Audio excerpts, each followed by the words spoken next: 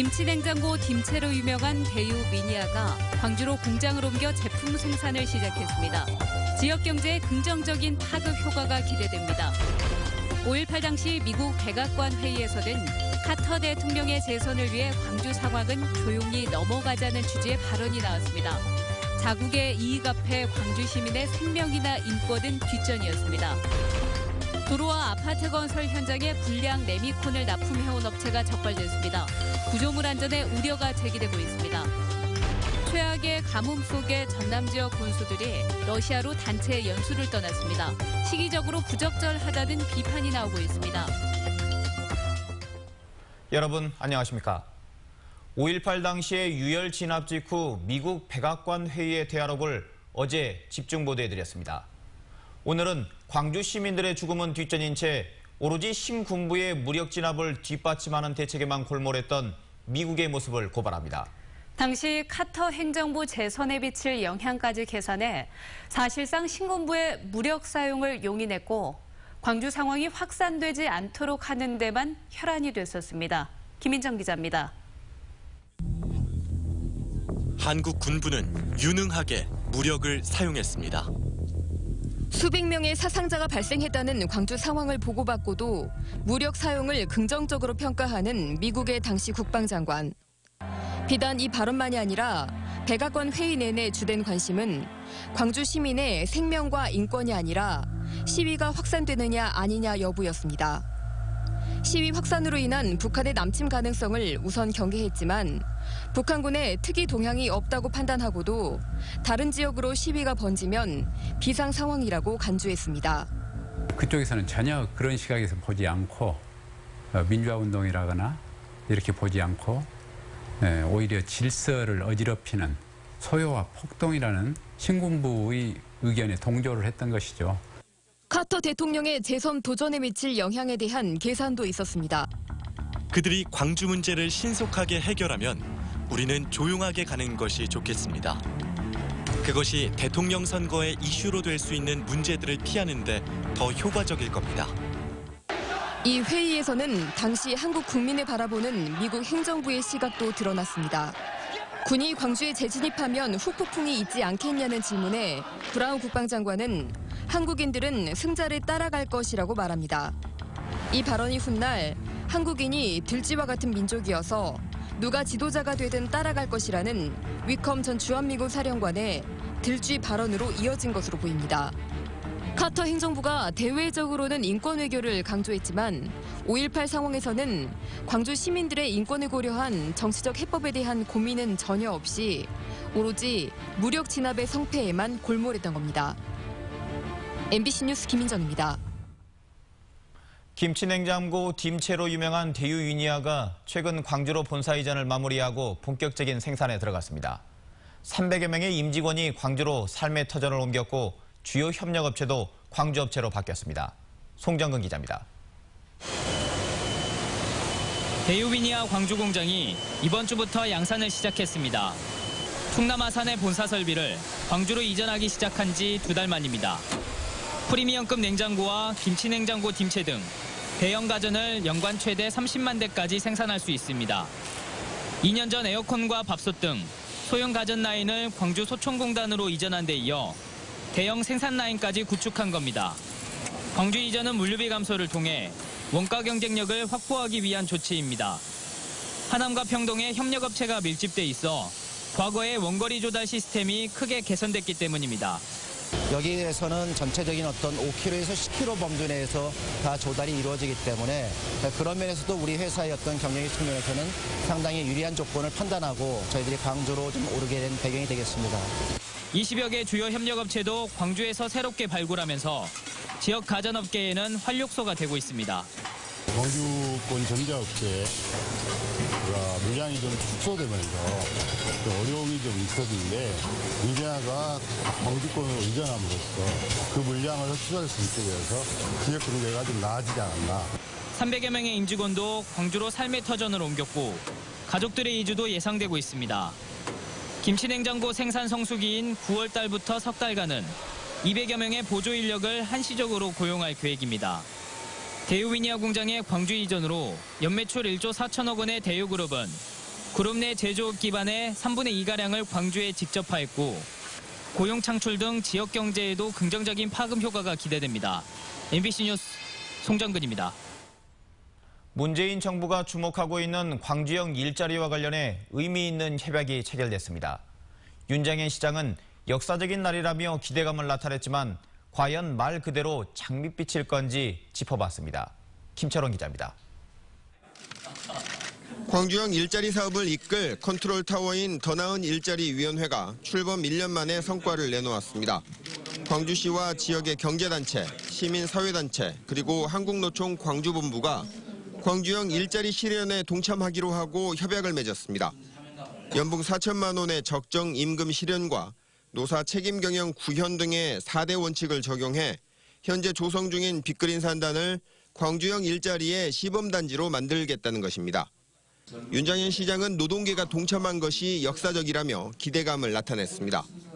끝까지 우리가 맞잡은 손 놓지 않고 광주가 광주답게 광주를 살리고 광주가 변화해서 대한민국의 변화를 이끌 수 있는 그 일에 전망은 일단 긍정적입니다. 문재인 정부가 적극 돕겠다는 의사를 여러 번 밝힌 데다 양대 노총 중 한 곳의 동참을 이끌어냈기 때문입니다.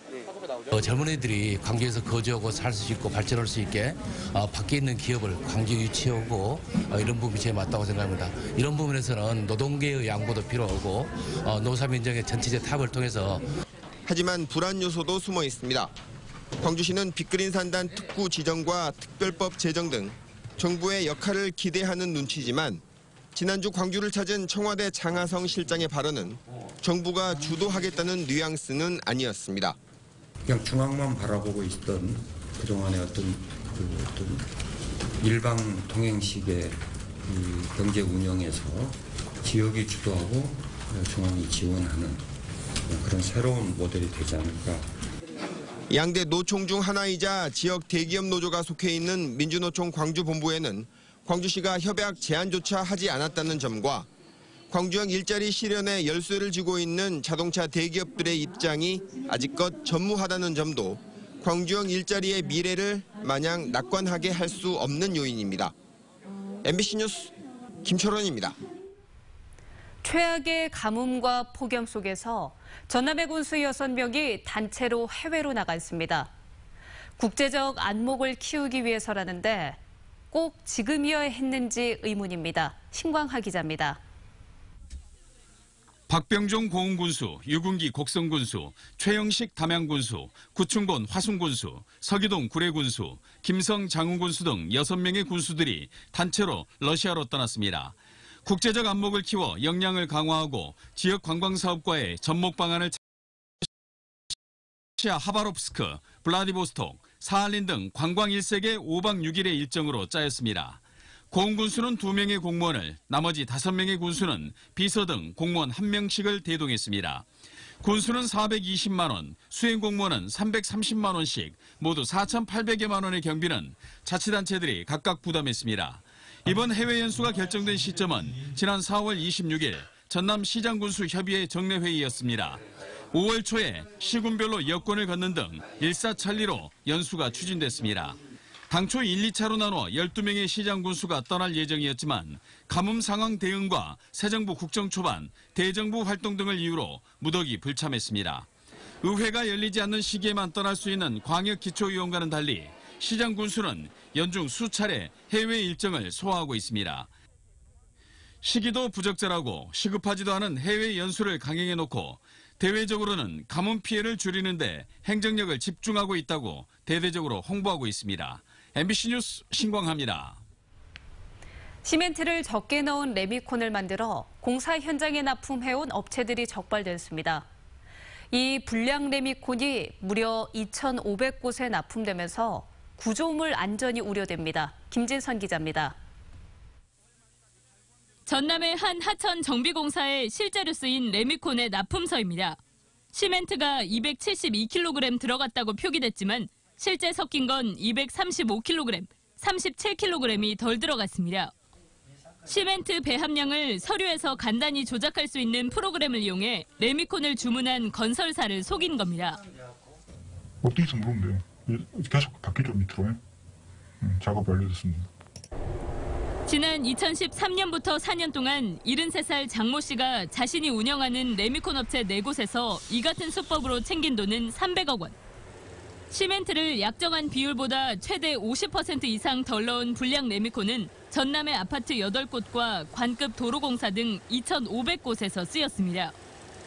경찰은 이 같은 레미콘으로 시공된 건물과 도로 등이 내구성 등에 문제가 있을 것으로 보고 국토교통부에 안전진단을 의뢰했습니다.